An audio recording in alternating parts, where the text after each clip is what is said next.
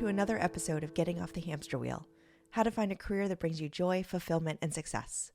My name is Karen Weeks, and for those of you who don't know me, I'm an HR leader, an authenticity coach, and I'm also a career changer myself. Today, I am talking with Itiah Thomas. Itiah's career journey hasn't just taken her from construction to UX design, but from the US to Australia.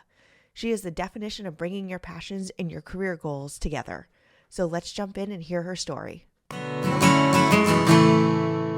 Hi, everyone. I am so excited to welcome Itiah to the podcast today. Thank you so much for joining us. Would love to have you give a quick overview of who you are for the listeners, and then we'll dive in. Great. Thank you for having me. And so, who am I? What an existential question. So my name is Itiah. I am originally from New York. I'm living in Australia now. And I'd say I define myself by someone who loves to travel, someone who loves to meet new people, try new things, not afraid to take risks. So that is, for me, what's essential or quintessential, I guess, to how I would describe myself. Someone who just enjoys having a good time and not taking life too seriously, but still getting things done. That's wonderful. And, we're still getting to know each other. We actually connected over Facebook, but the little I do know about you, that sounds a lot like it's going to tie into your story. So let's dive right in. So when you first started out, whether that was, if you went to school or when you first were sort of an adult, quote unquote, what did you think you wanted to be when you grow up? It started off as like an astronaut, actually. Nice. I actually wanted to be an astronaut too. Too good. And then I think my hopes and dreams were dashed at 10 when I found out that you didn't automatically get to go to space just because you were an astronaut. And I was like, well, that's just a raw deal. Like, who would do it? And so I was like, I just want to go up in the shuttle. Like, what is this about studying the Earth and the universe? But I still had like a fascination with space, although it wasn't outer space, but a physical space, right? And so I got interested in that same summer in architecture.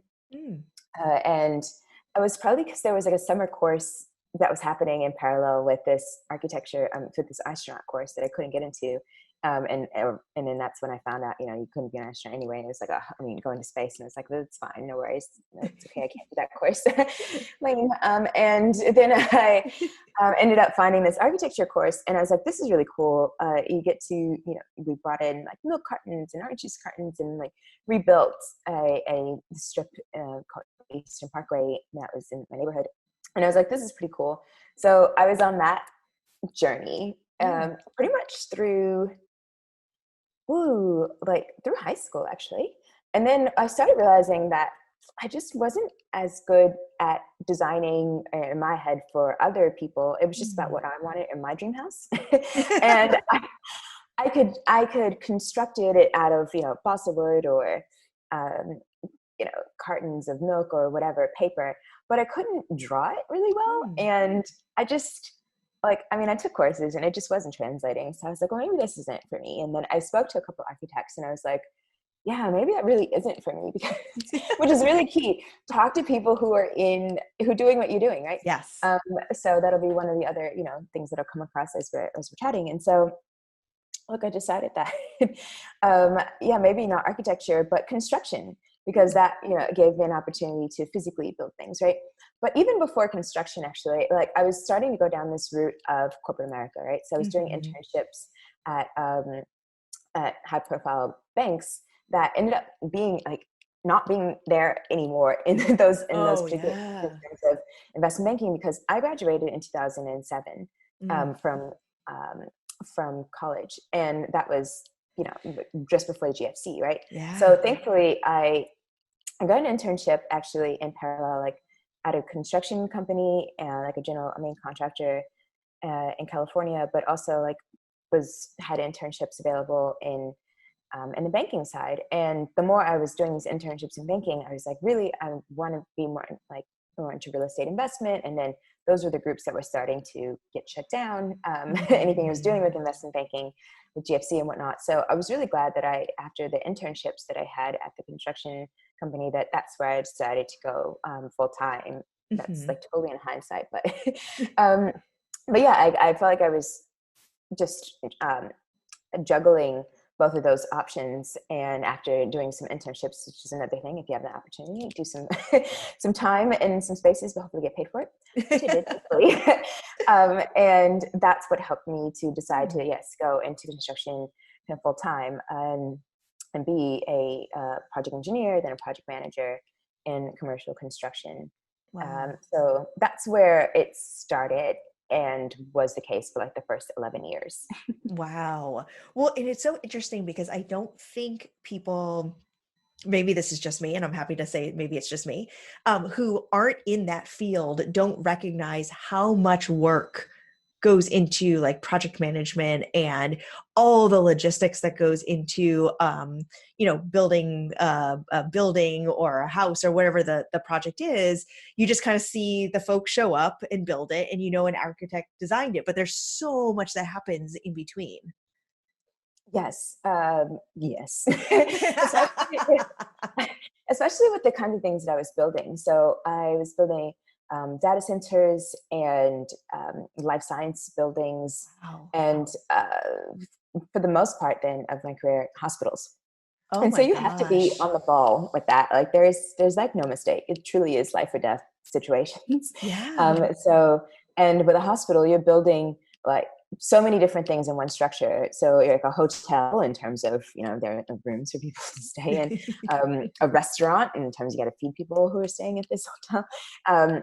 It's things like data center in terms of it's heavy power, heavy mechanical as well.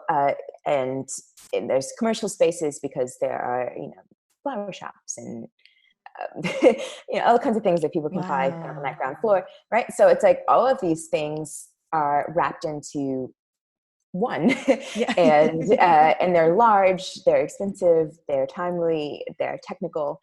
So you just have to really be on the ball, and they're super Yeah. stressful. Yeah. So, Oh my it's time to step. gosh. It was time to step away. Time to step away. Because look, I tried it in Australia. I mean, in the States, and then I came over in Australia. I've been on the client side. I've been on the owner, the client meaning the owner side. I've been on the general contractor side, Mhm. um, and I feel like I gave it a really red hot go.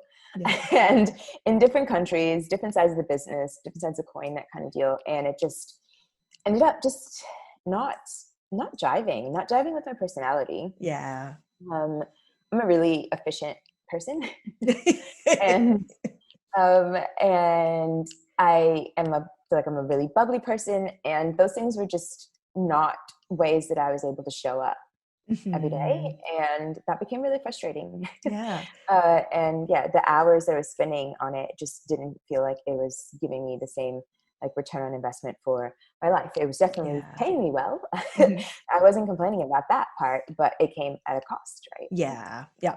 Well, and my gosh, 11 years, you definitely gave it a go. That's a lot of time to commit to a career and to try different versions of it. Even within there, you had different career changes even within the same space.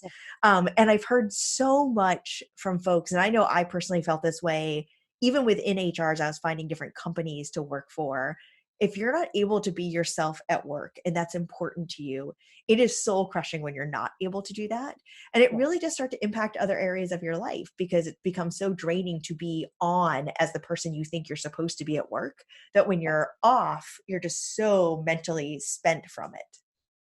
For sure. And so it just became just not worth it. I think whenever I do read about people who are having kind of health, issues or concerns related to their work as well, and I'm just thinking like something has to go, right? Yeah. Yeah. And it's usually going to end up being this thing that is be really stressing you out. Yeah. And so, yeah, like for me, it just, yeah, like I'm not shy about it. Like I definitely had to, I went to therapist at Mhm. several points during my time in my career and while I was in construction. And I was just like, it's like, why? Like, I know the source of why this is Mm-hmm. what's stressing me out. Like, why am I paying money for this, for them to tell me? Like, I know what it is. I don't really want to deal with coping mechanisms anymore. Like, we're beyond that. So, Yeah. yeah, like, I think it was probably the final, like, I was in one of my therapy sessions and literally just ended up breaking down, like, in tears, being like, you know, like, I'm just, not enjoying work at the time. Like, I was just really struggling with the client that we were working with. And it was just like, I knew that there was going to be a point. I just didn't know where that point was going to be. And I had been preparing for it financially, and which is another thing that I suggest people to do, is adjust in the row with your finances as well.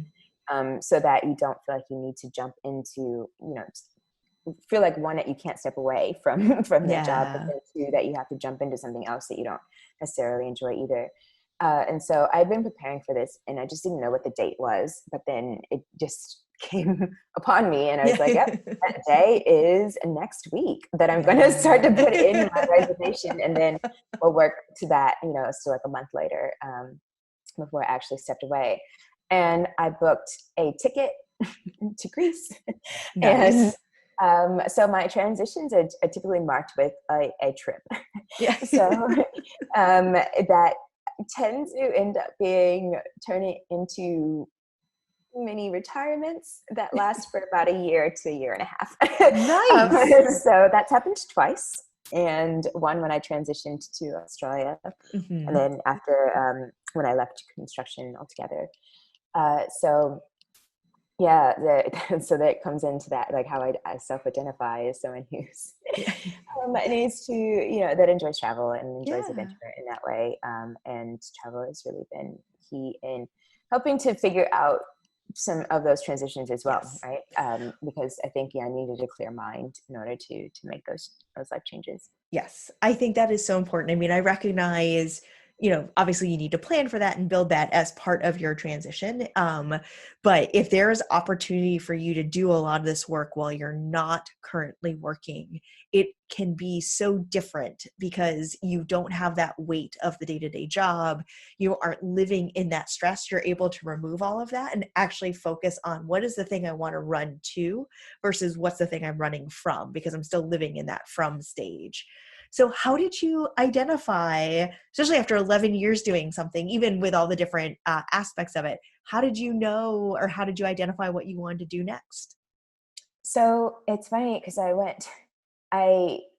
there's this program called General Assembly, or this school, I guess, called General Assembly, and they had a course on, and I don't even know how it came across my inbox, to be honest with you, but it did, and I'm grateful. And it was a course, or a workshop they were doing, a free workshop that was called Finding Work You Love.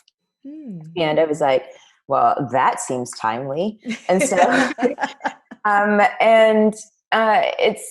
so I went to that, and then I just started seeing, like, you know, then you start getting, like, more, you know, things that are coming through, more communications. And so I was like, okay, they had something else that was related to that kind of similar topic, and I went to that as well. So those were like about exploratory things that, you know, tried to help jumpstart or spark, you know, what else you could potentially do with yourself. And I knew that I wanted to probably, or that something in tech would be probably the route to go, because it's always changing, it's innovative, and it was emerging in that space, but also allowed me to potentially work remotely. And with me and my travel lifestyle, that was really something that was attractive to me. But I had no idea as to what I wanted to do in tech, what I was capable of doing. And so then I started going to General Assembly, had these free, just like, there was an enrollment period. And so for each one of the verticals that they taught classes in, they had free sessions that you can go for like 1 hour or sometimes a day and try your hand at it. So I literally went to just about every one of them, I think, except for data science, because I had found user experience before that. But like, I tried coding for a day, and I was like, this is not for me. I'm a social person. I love attention to detail, but this is just too much. I'll pull my hair out. And so but I'm so glad I went to that course because it really has helped me with some other Yeah. things even in that one day. I went to like social media marketing and I was like, that's also not for me. Yeah, anyway, so I like worked my way through Mm-hmm. their course offerings for their like kind of intro sessions. And for me, I found user experience design or UX design.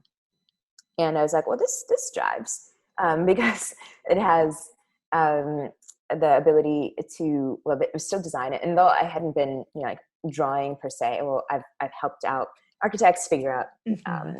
kind of constructability issues. So there was definitely a design. And one of the things I was doing in my last role was design management. And so to Mm-hmm. finish up the drawings before they became real life. And so I was like, okay, well, there's aspects of space still, right? Mm-hmm. But now this is virtual. And so we've gone from outer space to physical space to virtual space. And there's still that theme there.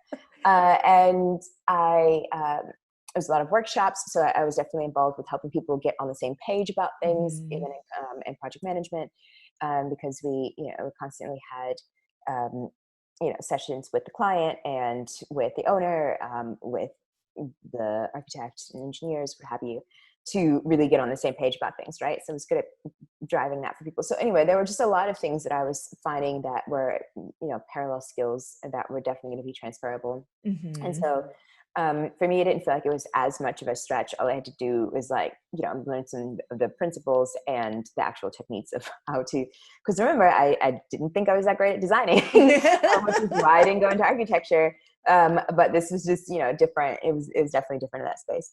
And so I was like, okay, let's give this a go. So at that point, I had literally the last day of my job in construction was and literally they were throwing a party for me, and I had to leave Wow. my party because I had to go to my interview for school Oh my to get gosh. into my program, right? So I'd already left, didn't exactly get into my program yet. Like I had a pretty good idea because of the conversations that we're doing, but I still Mm-hmm. had this like final presentation to do.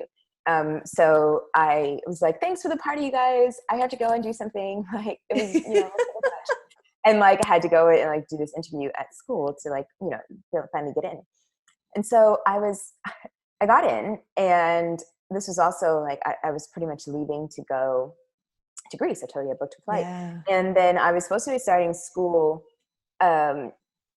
shortly thereafter. And I realized I am not ready to start school yet. Mm. Like I still need a longer break. So I Mm-hmm. called them and I pushed my time back for like to the next cohort for Oh, another wow.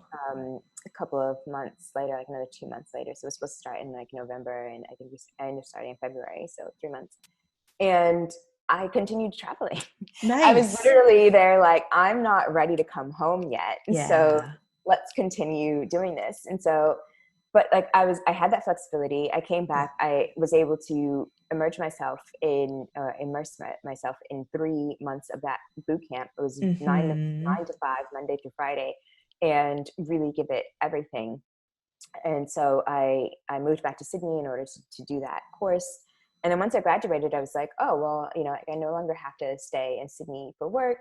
My boyfriend lives up here in Brisbane. So I was like, okay, well, let's look for jobs up there as well. Mm-hmm. And and I just kind of like pressed the button on that and ended up in Brisbane, ended up getting a job in UX design, That's amazing. which took a lot of work. Yeah, thanks. It was a lot of work.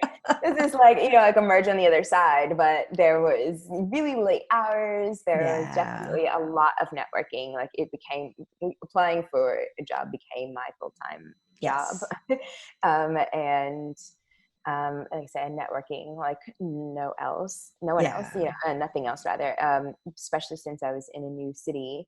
Um, Mm-hmm. and I was in a new industry trying to get my first job in it. Yeah. So it was definitely an effort and a half, but totally worth it.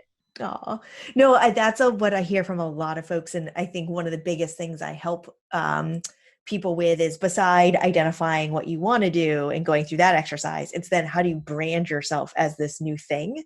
And it takes a lot of networking and talking to people who have the job today and like, hey, what advice do you have? Or do you know anyone hiring?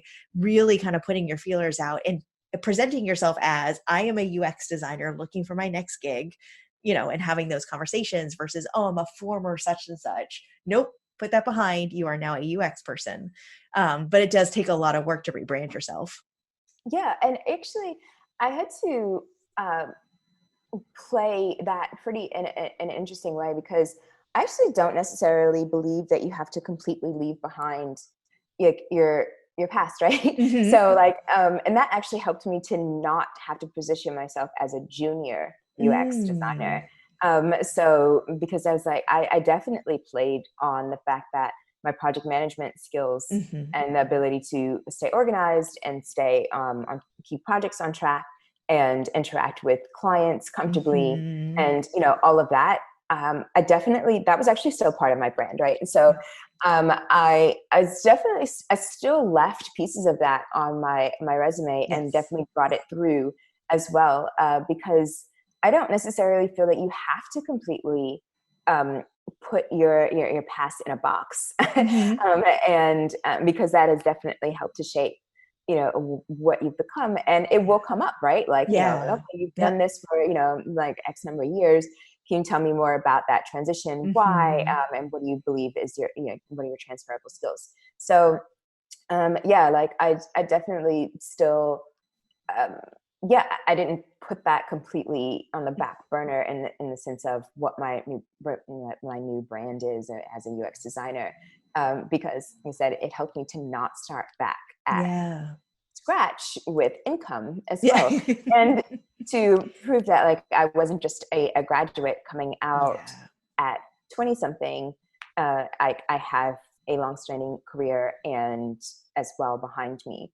So yeah, we're not starting at scratch. Let's so, and for people who were my first offer was in UX design was starting at scratch, and I was like, and they wanted me to do quite a bit for it, and I did not accept that offer. Mm-hmm.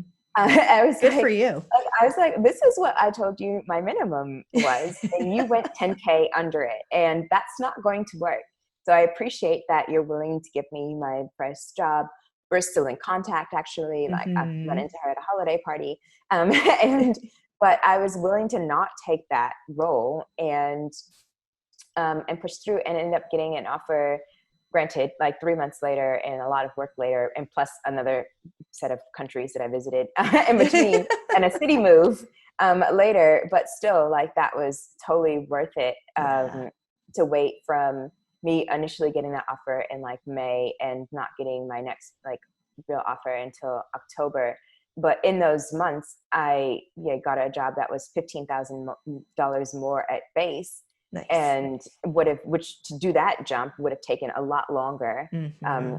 And I was just like, so I definitely don't necessarily believe just to take the first job that comes to you just because, but that also helped because I had a cushion of finances that allowed me to hold out for a bit longer for something that I felt more aligned with. Well, and especially if you've done all this work, taken all this time, put in all this effort to make this change, you want to make sure your first opportunity in the new career is something that's really going to be exciting for you. Because otherwise it potentially, kind of makes you question, oh, did I do the right thing? So wait for the right thing, find the right thing, because that's going to actually fulfill you like you're hoping the whole change is going to in the first place. Correct.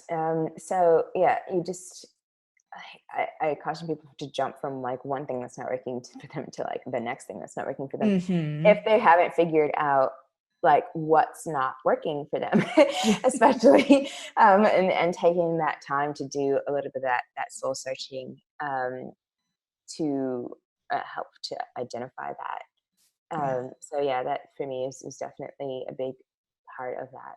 Yeah. Well, you've shared a lot of great little pieces of advice along the way. If you think back to your journey, what's one piece of advice that either you would give yourself when you were starting this, or you want to impart for others as like, if there's one thing to do tomorrow, this is what you should do? Yeah, I would say I'd start with figuring out like what does alignment and fulfillment look like for you Mm-hmm. in life in general. Like if you just put career stuff aside for a sec, and just to understand that first, because um, for me, like even when I was picking something, I knew that I wanted to have kind of some more freedom of movement. Mm-hmm. That was something that was really key for me. Something that allowed me to really grow in that space. And for me, like tech is definitely forever, ever growing, right? Um, Something that was going to be that I felt that was going to give me a good financial base as well. Um, so like there were some things that were and some things that were probably like not going to be crazy hours, working 12 to 16 Mm-hmm. hour days as I was before, right? So those were things that I became like really clear about as to things that were going to be important to me regardless of the industry and or the job. So I guess I my first piece of advice for people is to really get clear, spend some time on that. And Mm-hmm. that's like kind of your first peg, Yeah. things to peg, like what you're looking for.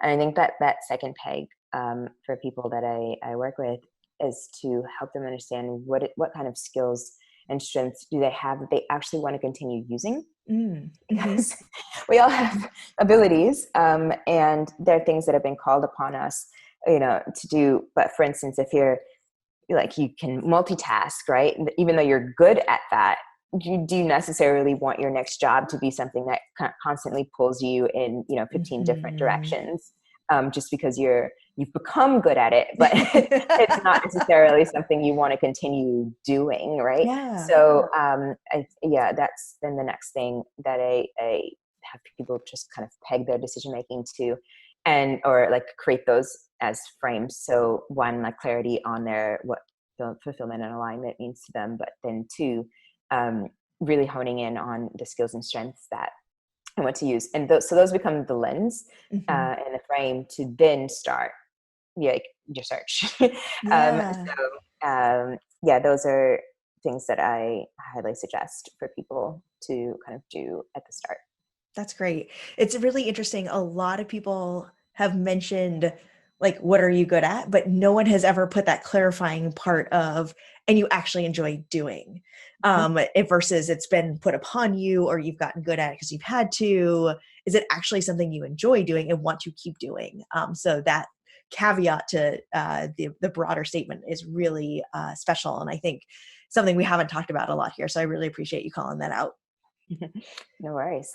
Perfect. Well, thank you so much for sharing both your own story, but all the advice for our audience. We'll make sure your bio and ways to connect with you are attached to this episode. So thank you again so much for sharing your story and your time. Great. Thank you so much. Thank you again to Itiah for sharing her story. Check out the show notes for the best way to connect with Itiah, but also to learn more about the next cohort of her career upgrade program. As you enjoy these episodes, please consider subscribing, sharing them with others, and leaving a rating and review on the platform of your choice. I offer one-on-one coaching, webinars, free resources, a course on Teachable, and hopefully a lot more in 2021. So let's connect. You can find all my contact information in the podcast overview. Until next time, remember, there's always a way to get off the hamster wheel.